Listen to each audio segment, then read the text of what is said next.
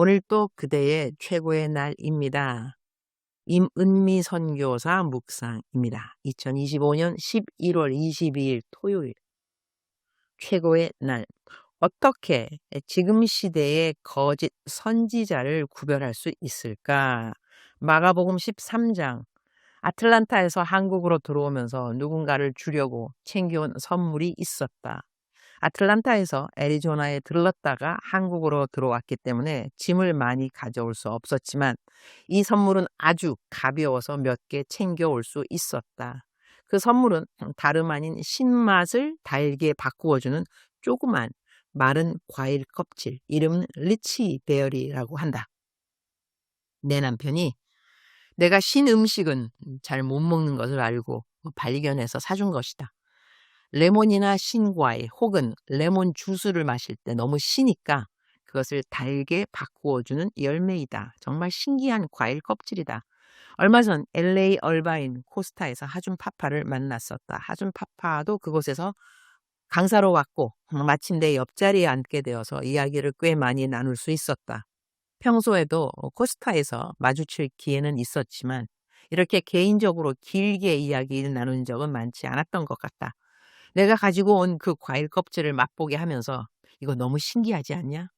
고 하며 둘이서 앞에 놓여있던 딸기를 먹어보았다. 딸기가 그렇게 맛있는 딸기는 아니었는데 둘 다 리치베어리를 먼저 먹었더니 딸기 맛이 완전히 달라졌다.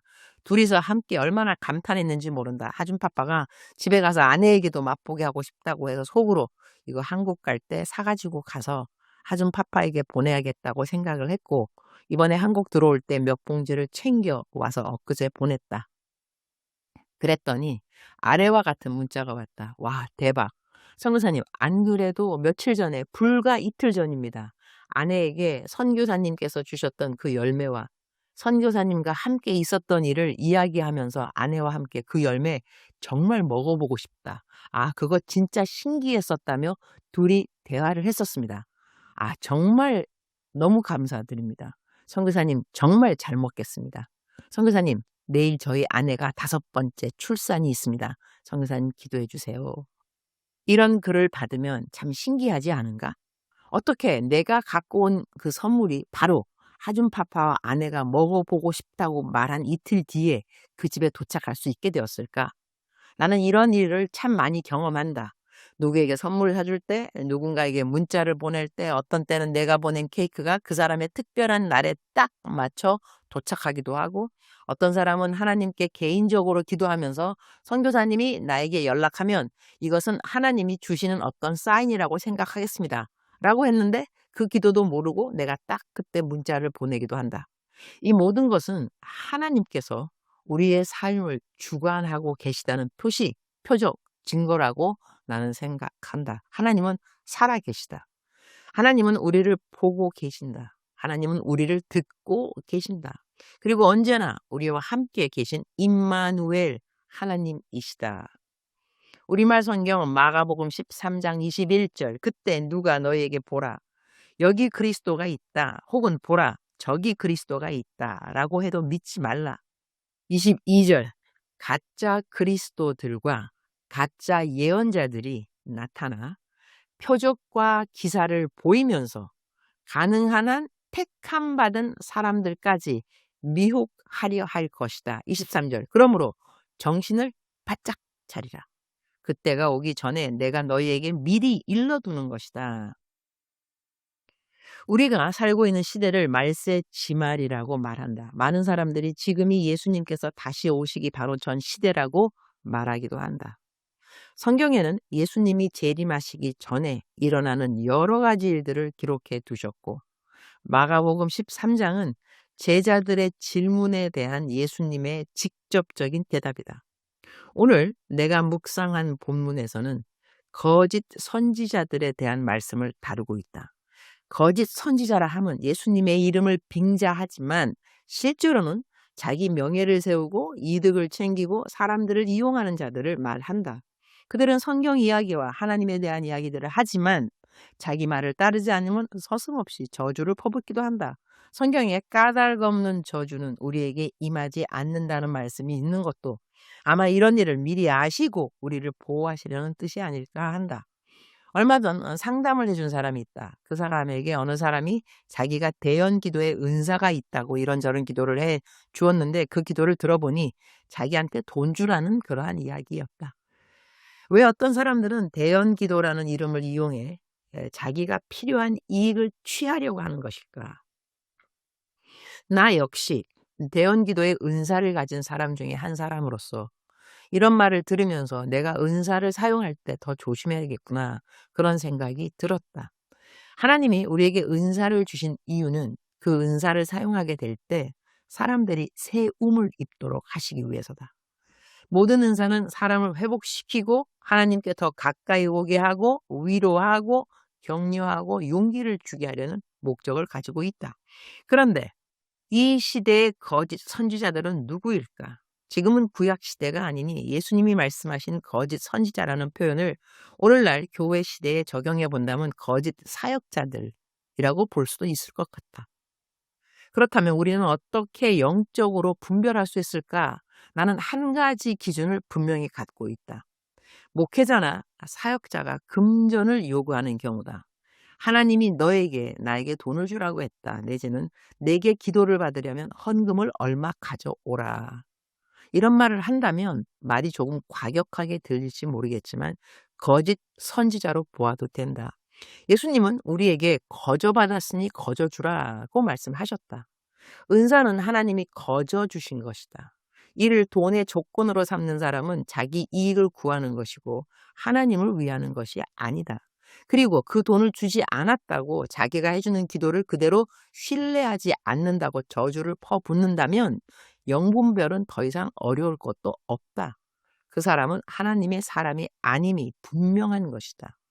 하나님의 종에게 주어진 권세는 양을 저주하기 위한 권세가 아니다. 길 잃은 양을 우리로 다시 데려오고 세워주고 인도하기 위한 것이다. 그런데 목자가 양에게서 돈을 뜯어내고 자기의 이익을 챙기고 영적으로 가스라이팅을 한다면 그가 하나님의 종인지 아닌지는 분별하기 어렵지 않다. 마가복음 13장은 말세에 얼마나 많은 거짓 종들이 사람들을 미혹하는지 알려주며 정신을 차리라고 말씀하신다. 그러니 우리는 날마다 말씀을 읽고 기도하고 읽은 말씀을 삶에서 순종하며 살아가야 한다. 그럴 때 영적 든든함과 견고함이 생기게 되는 것이다. 또한 거짓 종의 저주는 까닭이 없는 저주이기 때문에 우리에게 임하지 않는다는 확신도 갖게 되는 것이다. 말세 지마를 살아가는 우리는 더욱 깨어 있어야 하고 기도해야 하고 말씀에 순종해야 한다. 말씀을 많이 알고 설교 말씀을 많이 듣는 것도 중요하지만 한 가지 말씀을 들어도 순종하는 태도가 따라야 자신들의 신앙을 견고하게 지킬 수 있게 되는 것이다. 말씀의 순종 그렇게 어려운 것이 아니다. 익숙하기까지가 힘드는 것이다.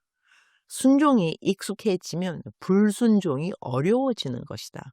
그것이 오늘을 살아가는 그리스도인의 올바른 행보라고 생각한다. 주님, 오늘 또 최고의 날입니다. 어떻게 하나님을 믿고 어떻게 예수님을 따라가야 하나님께서 가장 기뻐하시는 제자의 길을 걷는 것인지 오늘 말씀을 통해 다시 알려주시니 감사드립니다. 이 시대에 어떤 영들을 조심해야 하는지, 미혹의 영이 얼마나 많은지, 그리고 얼마나 많은 사람들이 돈의 욕심으로 만몬 신을 하나님과 함께 섬기는지 모두 조심해야 하는 영역들이 아닐 수 없습니다. 주님, 저희가 진리가 되시는 예수님만 따라가게 해 주옵소서.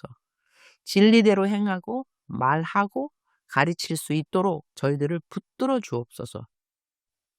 오늘은 제가 여의도 순복음교회 청년부 카리스 리더십 세미나에 강사로 갑니다. 사랑하는 나의 본교회 청년들을 만나는 시간을 허락해 주셨음을 감사드립니다.